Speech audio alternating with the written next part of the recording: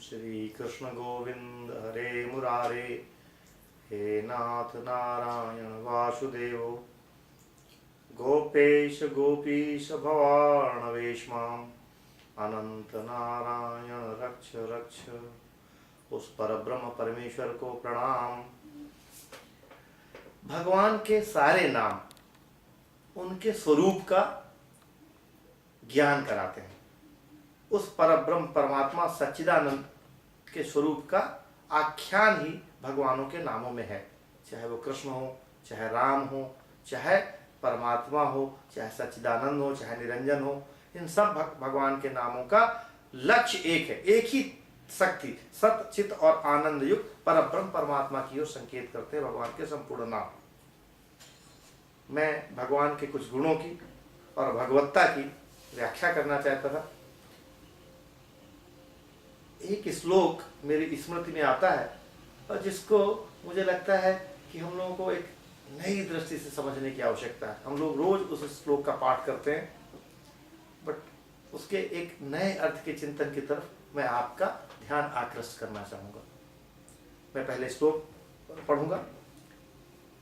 शांताकारं भुजगशयनं पद्मनाभं सुरेशं, विश्वाधारं गगनसदृशं मेघवर्णं शुभांगं, लक्ष्मीकान्तं कमलनयनं योगभिर्ध्यानगम्यं, वन्दे विष्णुं भवभयहरं सर्वलोकैकनाथम्।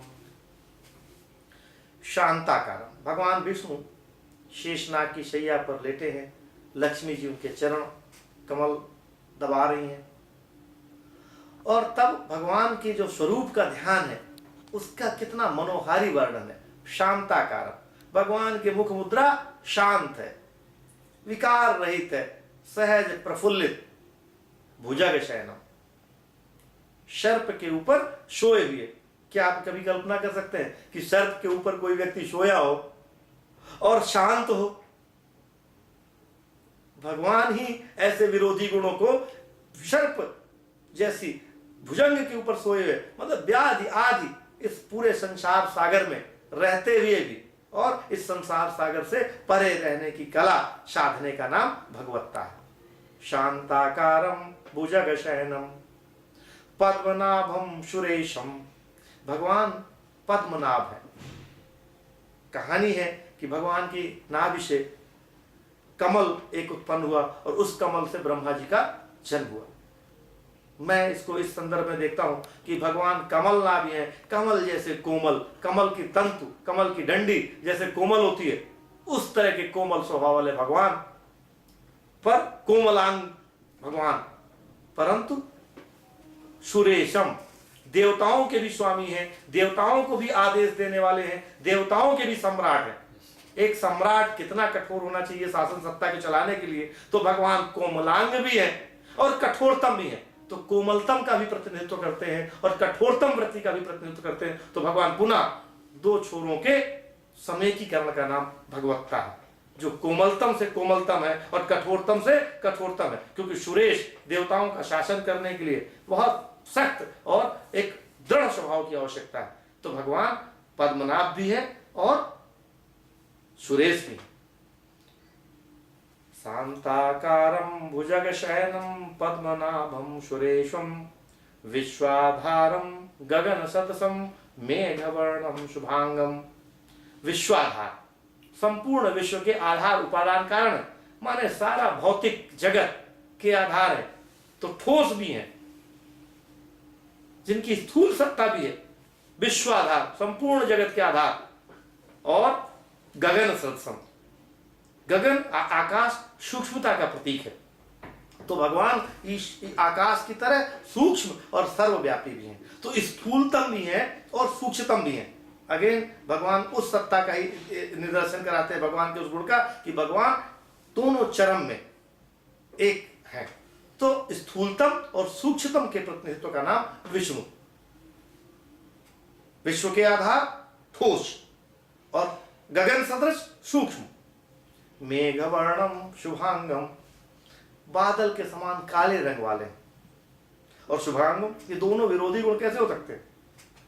उज्जवल कांति वाले और श्याम की तरह मेघ वर्ण वाले। क्या कहना चाहता है? कहना चाहता है कि भगवान तमस और सत्व दोनों गुणों में समान भाव से विराजते हैं। ऐसी कोई जगह नहीं है जो भगवत्ता से खाली हो, भगवान की सत्ता से खाली हो। तो भगवान वर्ण मेघ वर्ण भी है, तामसियों में भी क्रूरतम कठोरतम। भगवान की तीनों सत्ताएं अस्थि, रक्षण और संहार।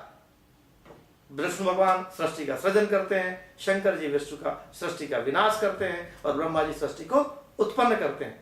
तो सत्व, रज और तम तीनों गुणों में भी भगवान की सत्ता है। तो भगवान तमस के प्रतीक काले रंग का भी प्रतिनिधित्व करते हैं और सत्व गुण के प्रतीक शुभांग रंग का भी, श्वेत वर्ण के भी हैं। तो भगवान अगेन विरोधाभासी गुणों की इस सत्ता का नाम भगवत्ता है।